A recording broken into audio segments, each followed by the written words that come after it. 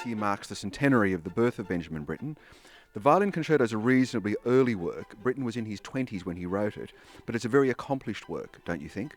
Yeah, I think it's a. If you look at the whole opus of Britten, you'll find a really. I mean, it's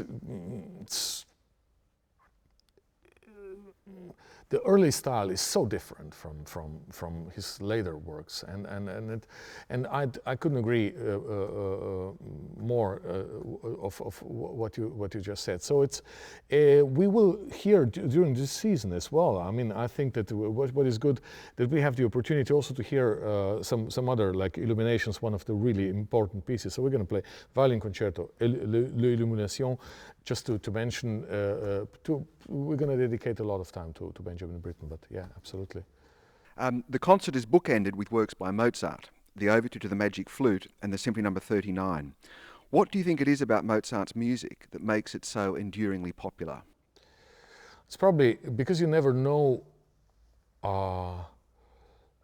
whether this music laughs or whether this music cries. As a conductor, you never know, should you conduct it in 2 or 4 or 1 or 3 or 2 or 6. It's always in between. You know, I think it's just the genius of how easy all this music sounds if it's played right. Probably is the key to success. If it sounds that we are not having fun with it, then probably we have done something wrong. But I think this is the key of success of this.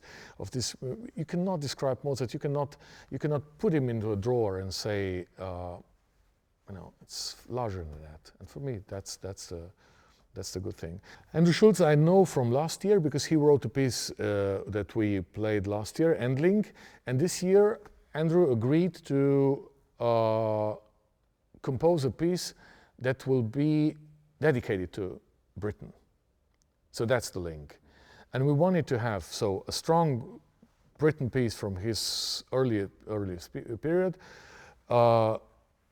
put as a contrast to that piece, we put Schulz, who's going to make his own way of seeing Britain's music, or probably that's going to be, I don't know how this piece is going to sound, but it's definitely going to have a strong relationship with Britain. And we wanted to frame it with Mozart, because the combination of Britain and Mozart was always interesting for me. I've seen it many times on the programs, and I think it worked quite nice. So this, the choices of 2 magnificent works by Mozart, like we're talking about 2 really masterpieces, the Magic Flute and the Symphony No. 39. I mean, this is already, it's much more than a frame, I would say. It's a very strong frame. Very large context. Very large context. Marko, thank you for your time. My pleasure.